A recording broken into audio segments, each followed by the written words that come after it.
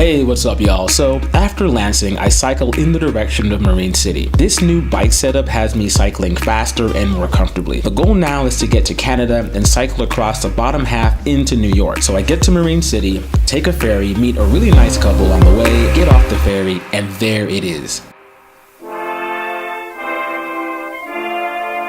I love Canada. Anyways, I head east. So I arrive in St. Thomas as a massive storm is closing in on the city. I have nowhere to stay for the night, but I end up meeting these two amazing women. They totally saved my rear end. To hear that story, you can check out the video right here. So other than that crazy storm, Canada turned out to be rather uneventful. If I could describe it, I'd say it was a pleasant ride with really nice people, which if you know Canada sounds about right. And so after a few days of cycling southern Canada, I cross back over into the USA. So now I'm in Buffalo and I've got to get to Brooklyn. I've got 400 miles to go. So here's the New York section of my trip. I chill in Buffalo for a day and then head east towards Rochester. Now, along the way, I stop at Mimi's Central Perk Cafe in Lancaster and get one hell of a chocolate chip cookie. I finally make it to Rochester. I keep going east. On the way, I meet this guy, Burton. He's just a really nice guy. Also, apparently there's an Egypt, New York. I'm taking Route 31, which is beautiful and empty. I arrive in Syracuse early in the morning. It's also beautiful and empty. Now, Syracuse is cool and all, but I gotta go.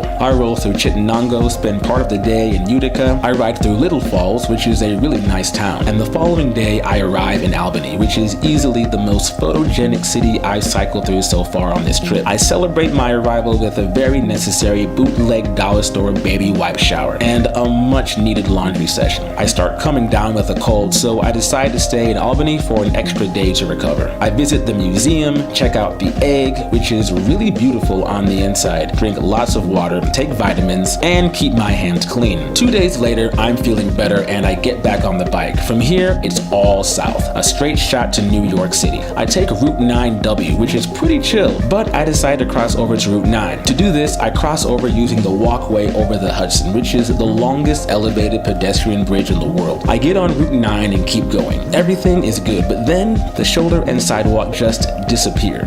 The traffic is high speed and cycling on the road at this point would be suicide, so I end up cycling on the median for I don't know how many miles. Eventually, I make it to safer roads and I'm able to move on. I ride into Peekskill where I meet a brother named Suave. I watch the sunset and check out this sweet old-timey theater. Next day, I roll through Sleepy Hollow right into Manhattan. I get on the Brooklyn Bridge and cross over into Brooklyn where my friend Davey is waiting for me. A week later, I leave my bike, pack my things, hop on a train, and head home.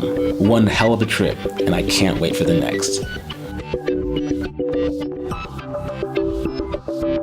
Hey, what's up y'all? Again, thank you for watching these videos. The USA really is a fantastic place for a bike trip. Anyways, I'll be putting out one more video in this series where I'll tie up some loose ends and answer some questions about the trip.